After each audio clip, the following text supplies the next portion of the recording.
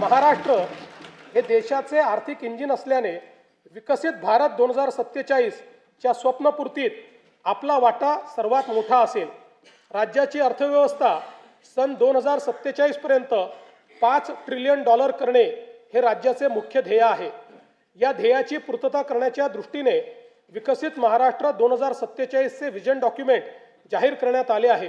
त्यानुसार सन 2029-30 पर्यंत साध्य करावयाची अल्पकालीन उद्दिष्टे, राज्याचे अमृत महोत्सवी वर्ष सन 2035 पर्यंत साध्य करावयाची मध्यमकालीन उद्दिष्टे आणि भारतीय स्वातंत्र्याचे शताब्दी वर्ष सन 2047 पर्यंत साध्य करावयाची दीर्घकालीन उद्दिष्टे निश्चित करण्यात आली आहेत।